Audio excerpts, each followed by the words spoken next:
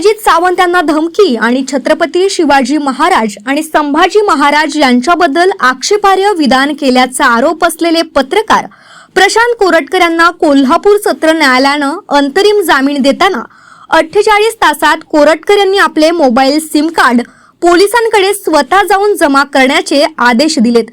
त्यामुळे कोरटकर आज सायंकाळी न्यायालयानं दिलेल्या वेळेची मर्यादा संपण्या अगोदरच कोर्टाच्या निर्देशांचं पालन करून आपले सिम कार्ड मोबाईल पोलिसांकडे जमा करतील अशी अपेक्षा पोलिसांना आहे।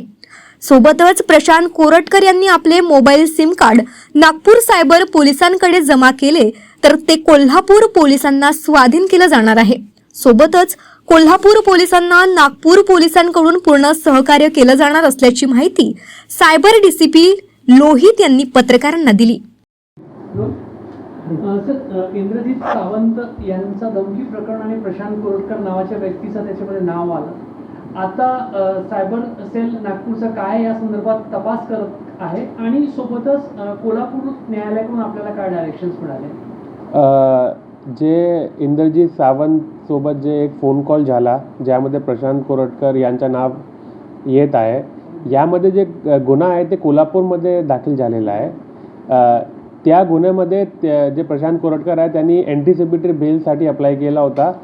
त्या अँटिसिपेटरी बेलचे जे ऑर्डर आहे, कोर्टचं ऑर्डर आहे, त्यामध्ये त्यांना इंटरिम बेल मिळालेली आहे, फायनल बेल मिळालेली नाही आहे। आणि त्यामध्ये त्यांनी बेल कंडिशनमध्ये एक पॉईंट नंबर 5 मध्ये असं लिहिलं आहे की त्यांनी त्यांचे जे हँडसेट आहे आणि जे सिम कार्ड आहे, जे त्यांचे ज्या नंबरवरून कॉल आलेला होता त्या नंबरच्या हँडसेट आणि सिम कार्ड ते सायबर पोलीस स्टेशन नागपूरमध्ये जमा करतील असा कोर्टने निर्देश दिलेला आहे या ते बेल ऑर्डरवर। तर त्या अनुषंगाने जेव्हा ते येणार आहे, जमा करणार आहे, ते आम्ही घेऊ आणि त्यांना जे तपासी अधिकारी आहे त्यांना त्यांच्या ताब्यामध्ये देऊ। आता प्रशांत कोरटकर किंवा त्यांचे कोणी नातेवाईक, फॅमिली मेंबर्स किंवा वकील या कोणामार्फतही या प्रोसेसबद्दल ते आपल्याकडे मोबाईल आणि सिम कार्ड देतील असं संपर्क साधण्यात आलाय का आतापर्यंत? आतापर्यंत ते आलेले नाही आहे। आम्ही आमची जी टीम आहे सायबर पोलिसांची त्यांना आम्ही सांगितलेलं आहे, कारण आम्हाला पण हे ऑर्डर व्हॉट्सॲपवरून मिळालेलं आहे।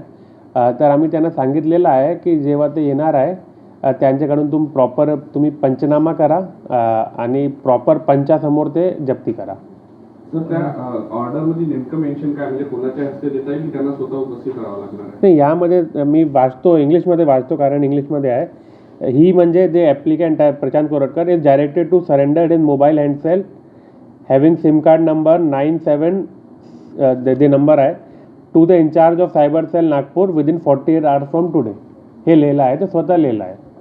सर, 48 तास, कारण 1 तारखेच्या संध्याकाळचा कोर्टाचा ऑर्डर आहे, तर 48 तास आज 3 तारखेच्या संध्याकाळी संपतात असं ग्राह्य धरता येईल?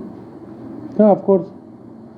सर, तो मोबाईल जमा केल्यानंतर मग इथून पुढे तुमची काय प्रक्रिया असेल त्याचा तुम्ही तपास कराल की ते मोबाईल वगैरे कोल्हापूर तपासासाठी वर्ग? नाही, तपासात जे तपासी अधिकारी आहे त्यांच्यासोबत आम्ही बोलले आहे। जे काय त्यांचा रिपोर्ट पाहिजे आम्ही करून देऊ त्यांना, पण सगळे रिपोर्ट्स आणि मोबाईल फायनली त्यांना आम्ही देणार आहे। तर यामध्ये त्यांनीच आणले तर तुम्ही स्वीकाराल का, किंवा जर दुसरं कोणी आणलं त्यांच्या वतीने वकिलांनी आणलं तर तुम्ही स्वीकारणार की नाही स्वीकारणार, काय? या ऑर्डरमध्ये त्यांना सांगितलेलं आहे की ते जमा करतील।